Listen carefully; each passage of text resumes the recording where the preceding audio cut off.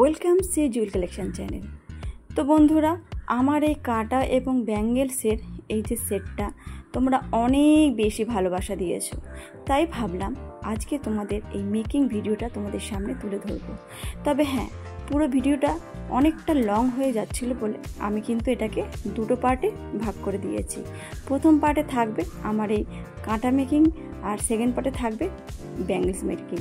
তো চলো দেখে নেওয়া যাক যে আমি আমার এই কাঁটাটা কিভাবে বানিয়েছি। কথায় আছে না, কোনো কিছুই কিন্তু ফেলার নয়, তাই আমিও আমার এই নষ্ট হয়ে যাওয়া ব্রাশগুলোকে কিন্তু সযত্নে তুলে রেখেছিলাম। তাই হাতে একটু সময় থাকায় ভাবলাম যে চলো এইগুলো দিয়ে কিছু একটা বানানো যায়। তো তার মধ্যেই আমি একটা ব্রাশ তুলে নিয়ে ভালোভাবে এই সিরিজ কাগজ দিয়ে ঘষে ঘষে ওপরের যে রঙগুলো ছিল সেটা কিন্তু আমি ক্লিন করে নিয়েছি। তারপর নিয়ে নিয়েছি এরকম মোল্ডেড ক্লে। হ্যাঁ, এই ক্লেটা কিন্তু আমি এর আগেও ব্যবহার করেছি। বিকজ হচ্ছে যতক্ষণ না তুমি দুটো ক্লে একসঙ্গে মেশাচ্ছ ততক্ষণ কিন্তু তোমার এই ক্লেটা ভালো থাকে। তো বলে আমি কিন্তু যতটুকুনি প্রয়োজন আমি তো কিন্তু ততটুকুনি ব্যবহার করে কিন্তু সেটা ভালোভাবে আবার প্যাকেটে মুড়ে রেখে দিই, যাতে পরে আবার সেটাকে ব্যবহার করতে পারি। আচ্ছা, কথা বলতে বলতে কিন্তু আমি ফ্লাওয়ারের কুড়িটা রেডি করে ফেলেছি।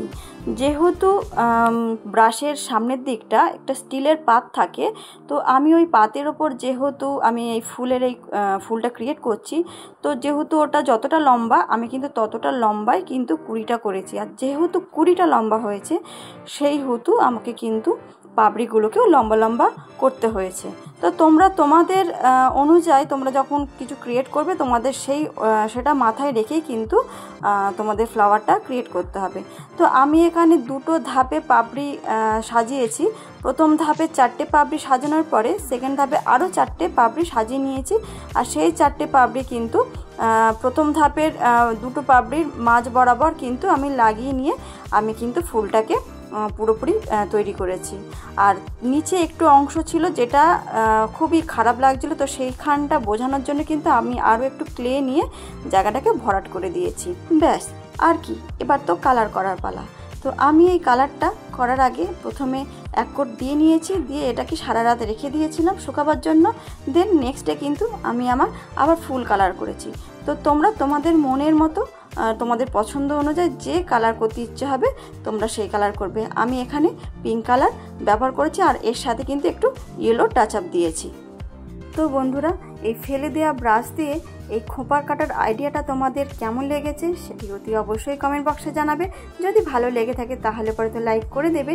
ও দাঁড়াও, এখনও পর্যন্ত সেকেন্ড অংশটা বাকি আছে, সেটি দেখাবো পরের ভিডিওতে।